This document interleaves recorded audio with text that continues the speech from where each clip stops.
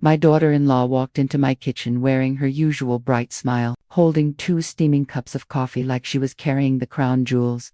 "I made you something special today," Patricia said, extending 1 cup toward me. Her voice was sweet, too sweet. It always reminded me of artificial sweetener, cloying, fake, and probably bad for you.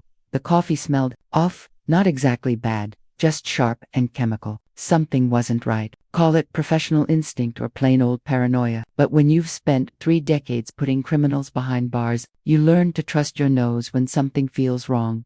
When Patricia turned toward the refrigerator to grab the cream, moving with just a little too much casual deliberation, I quickly switched our cups. Thank God they were identical white mugs, because subtlety has never been my strong suit. "If you're watching this, subscribe and let me know where you're watching from." "There you go," she said, sitting across from me with what was now my original cup. "Drink up while it's hot."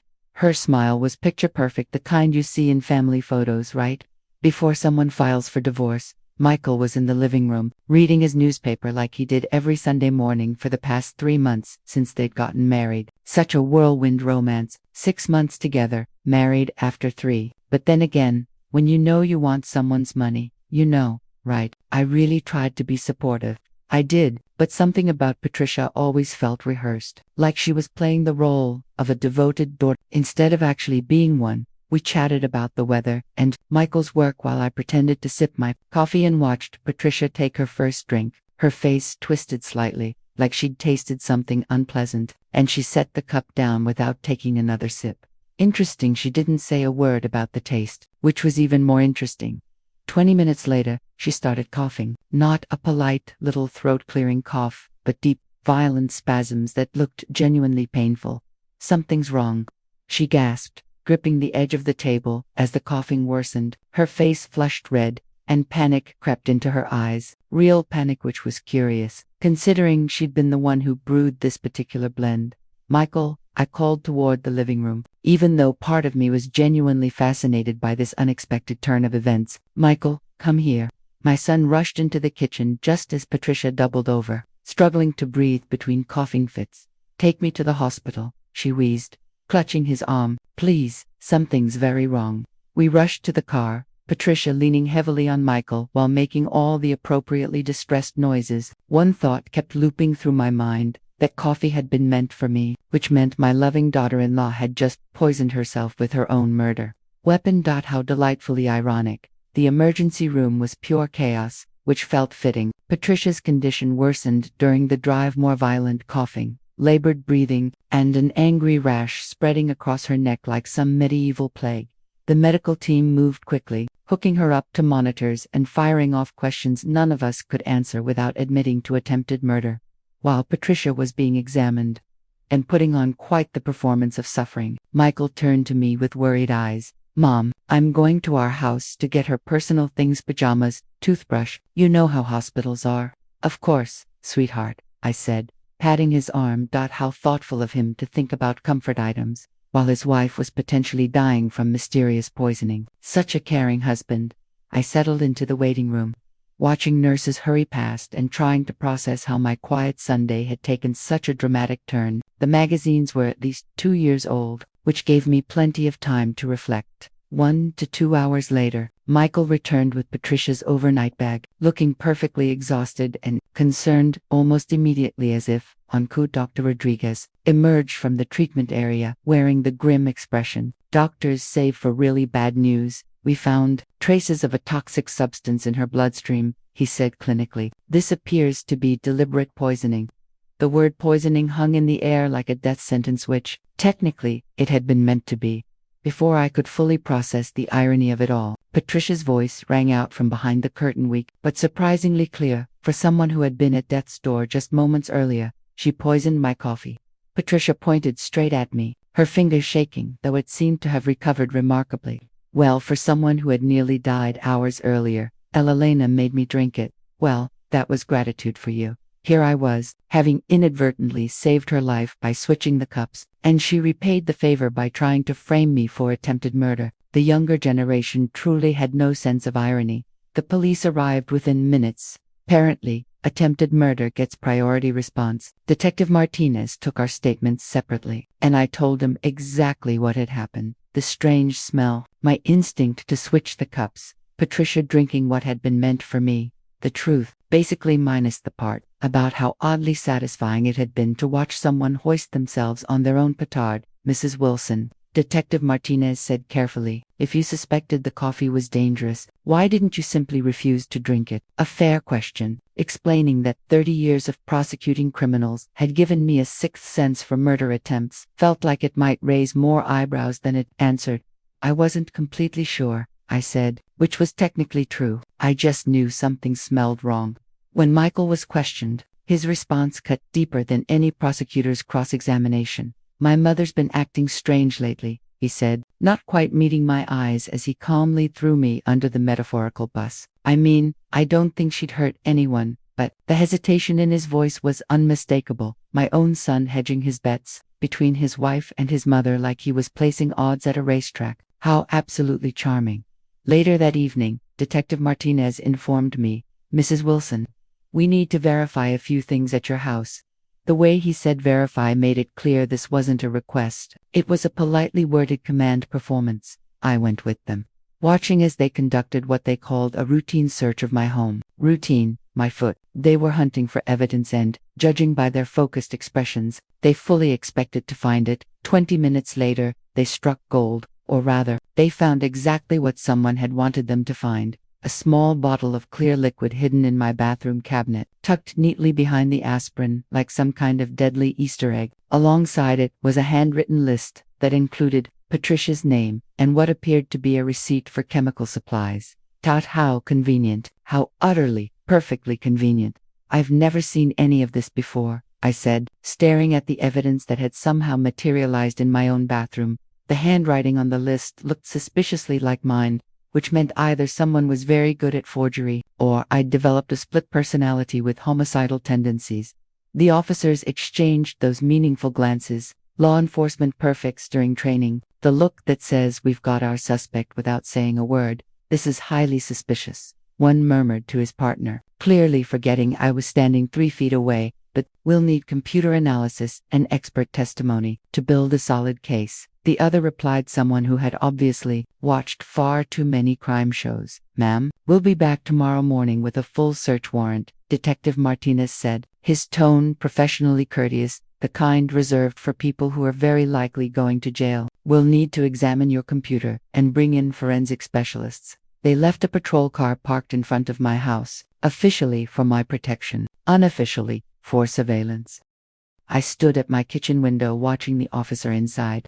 The car pretended to read a newspaper while very clearly watching my house. That was when it hit me. I was no longer a victim reporting a crime. I was a suspect in an attempted murder investigation. The evidence had been planted of that, I was absolutely certain. But how, and by whom? The timing was too perfect, too clean. Someone had used those crucial hours at the hospital to set me up, and they'd done it with a level of precision that suggested either professional experience or exceptionally good planning. As I drew the curtains closed, shutting out the sight of my police babysitter, I couldn't shake the feeling that my real troubles were only just beginning. Whoever had orchestrated this frame, Job, was clearly more creative than your average criminal. How refreshing to finally meet someone who appreciated the finer points of evidence tampering. By morning, panic had set in with the efficiency of a well-oiled machine. The patrol car outside was about as subtle as a neon sign announcing suspected criminal lives here, and every fiber of my being screamed that I was about to be arrested for something I didn't do. Well, technically, something I would have prevented if I'd been the intended victim. But let's not split hairs. I picked up my phone and called the one person I knew would believe me, mainly because he'd seen me in action for 20 years and knew I was far too smart to poison someone using my own coffee cups. Frank, I need your help. I'm in a terrible situation, I said when my former colleague answered on the second ring. Frank Morrison had been my partner in the prosecutor's office for 2 decades. If anyone could tell the difference between actual guilt and a well-executed frame job, it was him. Besides, he owed me for covering up that unfortunate incident involving a defense attorney and a hotel room, something we had mutually agreed never to discuss again. Frank, you've known me for 20 years. You know I would never poison anyone. I paused. Well, not anyone who didn't deserve it, and certainly not with such sloppy technique. Of course I know that, Eleanor, he said. Tell me exactly what happened. I told him everything. The coffee, Patricia's dramatic poisoning, the evidence that had so conveniently appeared in my bathroom like a malicious housewarming gift. They think I tried to murder my daughter-in-law. I said, there's a police car watching my house like I'm some kind of criminal mastermind. Frank listened without interrupting, which was one of his better qualities. Then he said he'd make some calls and get back to me. 20 minutes later, my phone rang again, this time with an urgency that screamed bad news. Eleanor, I just confirmed it through my contacts, he said. They're issuing an arrest warrant first thing tomorrow morning. You need to get out of there now. How? I asked. There are police officers outside my house, conducting the world's most obvious stakeout. Go out the back, come to my city. You know my address. We'll figure this out together. Decades in law had taught me exactly how fugitives evade capture, knowledge I'd never expected to apply to myself. Life has an amusing sense of irony. I gathered essential documents and whatever cash I had on hand, then slipped out through my back garden while the officers continued watching my front door. I drove to a train station 2 towns over, left my car in long-term parking, like some suburban spy, and began a carefully planned journey involving multiple trains and buses. By evening, I was standing on Frank's doorstep, officially a fugitive from justice. While I said when he opened the door, this isn't exactly how I planned to spend my golden years, but it's certainly more exciting than bridge club. Frank's guest room felt like a safe house, which, in many ways, it was. The irony wasn't lost on me. After spending my life putting people in jail, I was now hiding from the very system I'd once served. Eleanor, you're officially a fugitive, Frank said over coffee the next morning, as if I needed reminding. This is serious. If they arrest me, I'll never be able to prove my innocence from inside a jail cell, I replied, stirring sugar into my coffee with perhaps more force than necessary. We need to find out who Patricia really is, because I'm fairly certain devoted daughter-in-law isn't her actual profession. Frank had maintained contacts throughout law enforcement during retirement, the kind of network built on decades of Christmas cards and professional favors. While I couldn't show my face anywhere without risking arrest, he could make discreet inquiries without raising alarms or awkward questions about harboring fugitives. Let's start with basic background verification, Frank said, opening his laptop. Something about this feels orchestrated, like someone's been planning it for months. We spent the morning laying out everything we knew. Patricia had appeared in Michael's life 6 months ago, like some romantic gift from the universe. They married within 3 months. And now someone had tried to poison, using her as the unwitting weapon. The timing was either astonishingly coincidental or meticulously planned, and in my experience, criminals rarely relied on coincidence. Frank started calling contacts across different police departments, carefully presenting his questions as routine consultation work. Meanwhile, I tried to recall everything I knew about my daughter-in-law, which turned out to be surprisingly little for someone who'd been eating Sunday dinners at my table for 3 months. She claimed to be a nurse, yet I'd never seen evidence of her work schedule or heard her mention colleagues. She said she was from California, but her accent had subtle inconsistencies I'd brushed off as regional variation. Small details I'd once dismissed as meaningless now felt important, like puzzle pieces I'd been too polite to examine. And suddenly, I was very interested in finishing that puzzle. Eleanor, Frank said after his 3rd phone call, I'm going to run Patricia's name and details through a few databases. If she's not who she claims to be, we'll find out. As we began digging, I couldn't shake the thought that somewhere out there, the real culprit was probably watching the news coverage of my case and congratulating themselves on pulling off the perfect crime. The smugness that comes from successfully framing an innocent person must be especially satisfying. Well, almost perfect. They'd underestimated one crucial thing. I wasn't a victim. I was a prosecutor, and I knew exactly how to dismantle a criminal conspiracy. It was time to remind them why that distinction mattered. Frank's investigation moved faster than either of us expected, and the results were more disturbing than even my cynical prosecutor's mind could have imagined. Apparently, my instincts about Patricia had been though I would have much preferred to be wrong about having a serial killer in the family. Eleanor, your daughter-in-law doesn't exist, Frank said, spreading documents across his kitchen table like he was presenting evidence to a grand jury. At least, not as Patricia Peterson. He slid a file toward me. I found her operating under the name Victoria Blackwood in Phoenix, Arizona. The photographs were unmistakable. The same face, the same practiced smile, the same dead eyes I'd mistaken for serenity. Victoria had been married to Harold Blackwood, a 72-year-old widower with substantial assets, someone who probably thought he'd won the romantic lottery. Harold died 8 months after their wedding, officially from complications related to food poisoning. How charmingly consistent. There's more, Frank said, pulling out another file with the excitement of someone who'd just struck investigative gold. I found a second identity, Sarah Mills, in Denver, Colorado. She'd been married to Robert Mills, 68, who died of sudden cardiac arrest 4 months after their wedding. The pattern was unmistakable. Patricia was a serial killer who specialized in marrying wealthy older men and inheriting their money after conveniently timed death. She'd turned matrimonial murder into a business model, which was almost impressive in its efficiency. Frank, something about the timing is bothering me, I said, studying the documents and feeling that familiar prosecutor's itch, the one that meant I was missing something important. How did she manage to plant evidence in my house so quickly? She was in the hospital being treated for poisoning. That's been bothering me too, Frank admitted, leaning back in his chair. Patricia was unconscious for most of that time, and even if she wasn't, she was under constant medical supervision. Someone else had to help her. But who would have had access to my house during those exact hours? Even as I asked the question, a cold dread settled into my stomach. Frank looked at me carefully, like a doctor about to deliver a terminal diagnosis.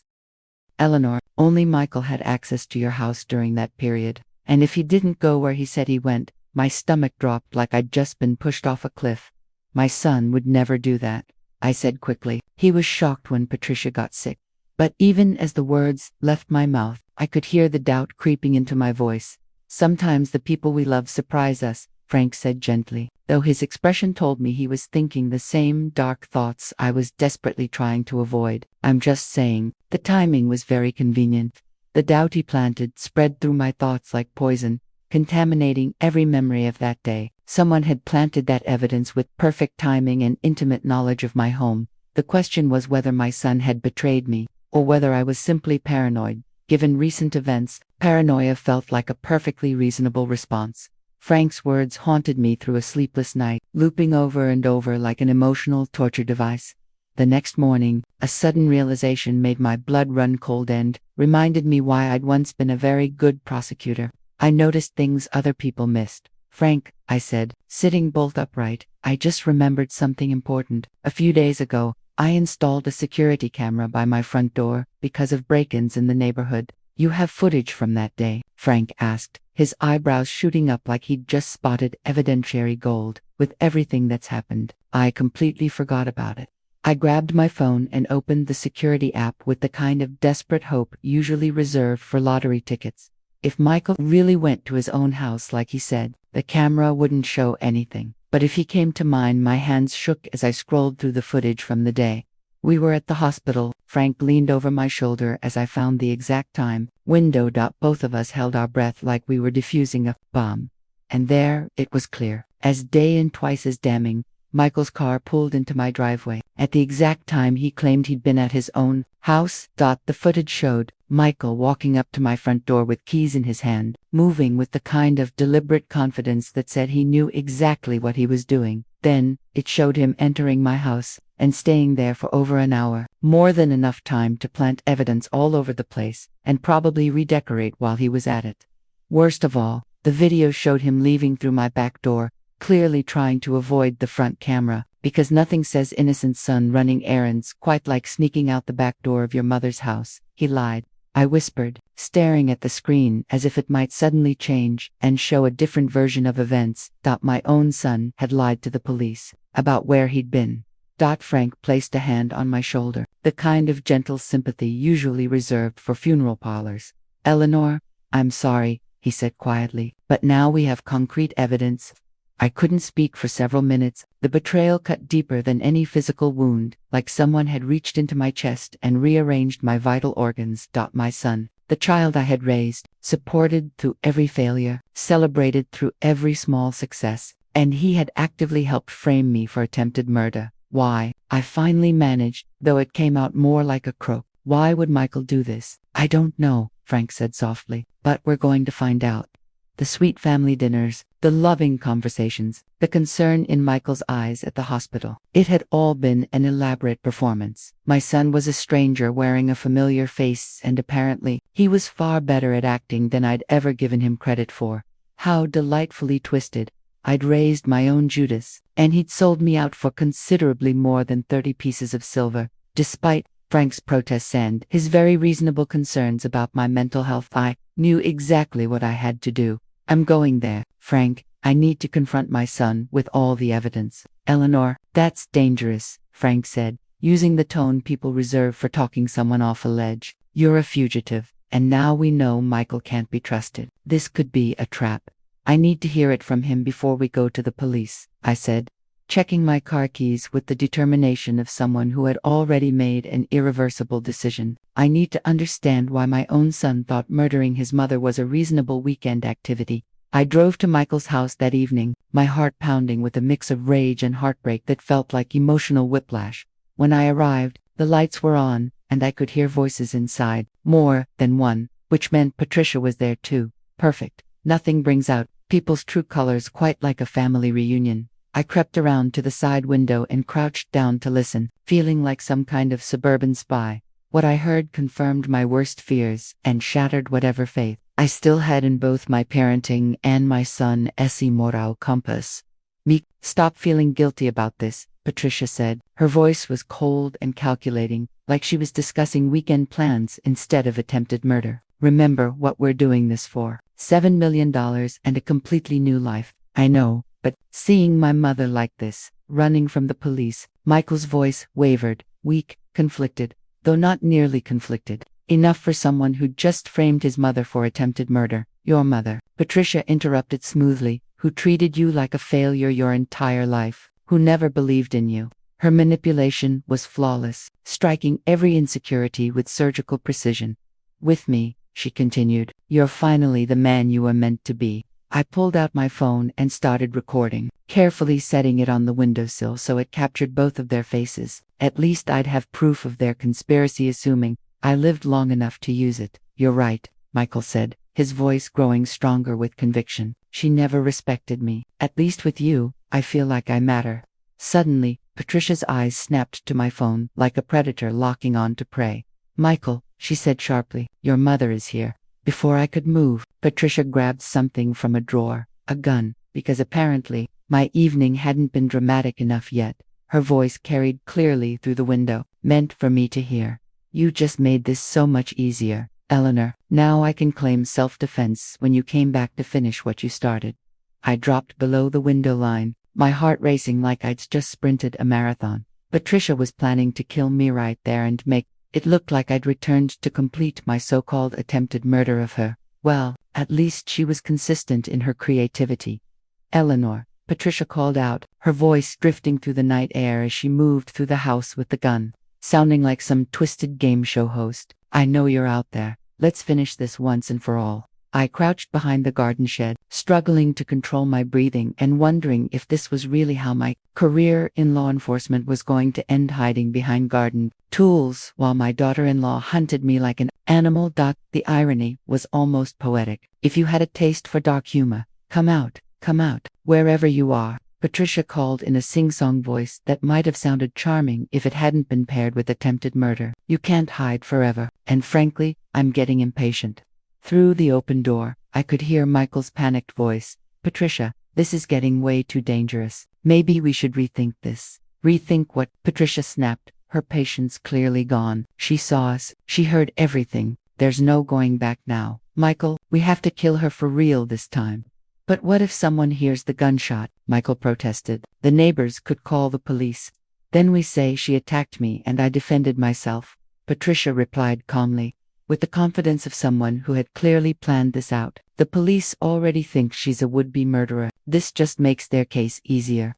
I gripped my phone, still recording everything with the dedication of a war correspondent. Patricia's voice was crystal clear, her intentions unmistakable, and her complete lack of remorse was honestly impressive in its thoroughness. She was planning my death and explaining how she'd cover it up like she was delivering a lecture on advanced murder techniques.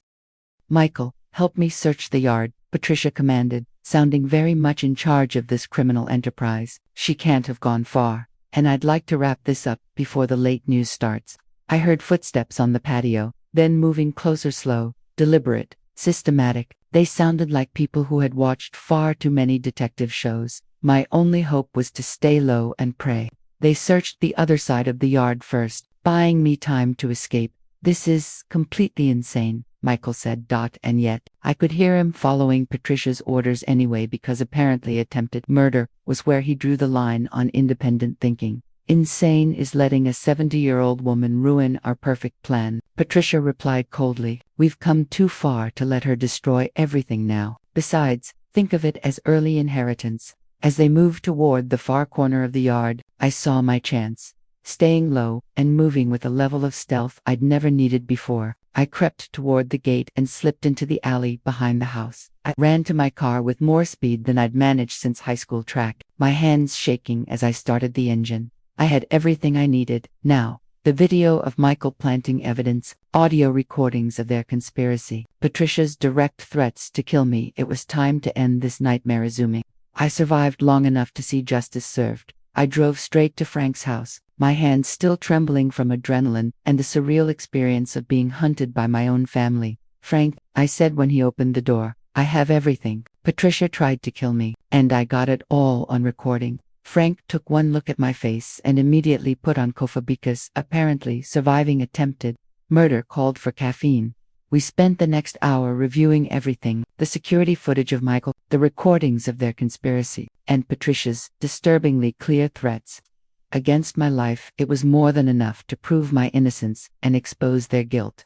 Assuming the justice system still worked the way it was supposed to, Eleanor, this is solid evidence of conspiracy, attempted murder, and witness intimidation, Frank said, reviewing the material with the thoroughness of someone who'd spent decades building cases, and identity fraud, murder, and probably tax evasion, I added. If you're building a case, you might as well be thorough. Patricia's been a very busy little criminal. We drove straight to state police headquarters, where Frank's contacts ensured we didn't spend hours in a waiting room. Instead, we were brought directly to detectives. I surrendered myself while simultaneously handing over all the evidence we'd collected, probably the most dramatic entrance that building had seen in years.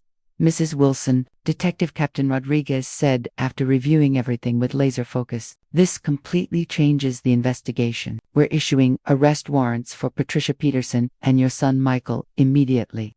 There's more, I said, handing over Frank's research. She's a serial killer. She's done this before, multiple times, different names, different husbands. She's very thorough. Within hours, police teams were dispatched to arrest both Patricia and Michael. And for the first time since that cup of coffee, I finally allowed myself to breathe. I waited at the station, finally allowing myself to believe that justice might actually prevail, assuming Patricia didn't have yet another escape plan tucked away somewhere. Given her history, assuming anything felt dangerously optimistic. The call came an hour later.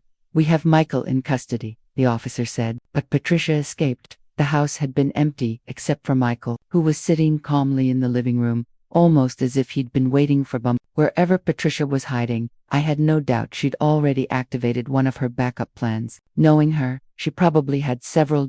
And she made one final move that perfectly demonstrated why she'd been so successful at serial murder. Called the police tip line. This is Patricia Peterson, she told the detective, her voice soaked in tearful sincerity, the kind that could win awards. I want to report that everything was Michael Wilson's idea. He forced me to help him poison his mother. I have text messages proving he planned everything, even facing arrest. Patricia played the game like a chess grandmaster, sacrificing Michael without hesitation and with terrifying efficiency. You almost had to admire her dedication to self-preservation. She's lying, Michael screamed when officers told him about the call, finally showing something stronger than guilty anxiety. It was all her idea. She manipulated me into everything. But by then, Patricia had vanished into thin air, leaving Michael to face the consequences alone, while she undoubtedly planned her next identity and her next victim. The manhunt lasted 6 days, apparently longer than it takes to find most fugitives, but still shorter than it takes to plan a decent wedding. Despite her head start and what I assumed were considerable resources, modern surveillance technology, and her unfortunate habit of targeting very predictable victims, eventually caught up with her. Police found her at a hotel 3 states away, already researching her next target, another wealthy widower she'd met online. Apparently, she had a type and wasn't shy about pursuing it. The man probably thought he'd won the romantic lottery. Poor fool. Meanwhile, Michael sat in jail, abandoned by his partner in crime, and facing the full weight of the law he'd helped manipulate. When Patricia was finally brought back, in handcuffs, the reunion was nothing like what either of them had envisioned. "You lying bitch," Michael screamed as she was led past his cell, finally showing the kind of passion I'd once hoped he might show defending his mother. "You promised we'd be together." Patricia looked at him with cold amusement, like she was observing a mildly disappointing science experiment.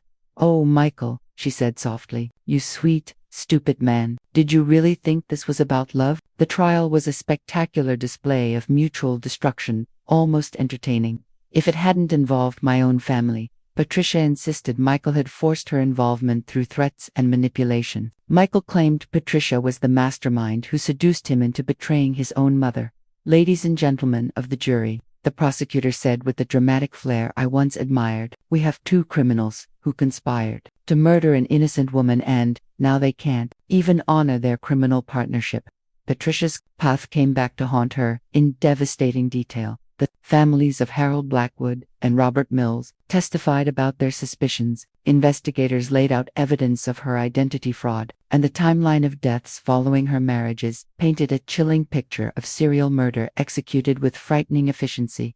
"Mrs. Peterson," the judge said at sentencing, "you are a predator who spent years targeting vulnerable people for financial gain. This court sentences you to life in prison without the possibility of parole." Michael received 20 years for conspiracy and evidence tampering, a reduced sentence in exchange for his cooperation and, supposedly, his remorse. Whether that remorse was genuine remained debatable. As I sat in the courtroom watching them both led away in shackles, I felt a complicated mix of justice and sorrow. Patricia would spend the rest of her life in prison, which felt fitting for someone who made murder her profession. Michael would lose the best years of his remaining life paying for his betrayal. Tragic, but necessary. "The most fitting punishment," I told Frank afterward, "is that they'll spend their prison years knowing exactly how much they hate each other." I was free, vindicated, alive, but the cost was the destruction of my family, and the knowledge that my own son had been willing to watch me die for money. Sometimes, the price of survival is everything you thought you were fighting to protect. But at least I got the last laugh. And really, isn't that what family is all about? Thanks for listening. Don't forget to subscribe, and feel free to share your story in the comments. Your voice matters.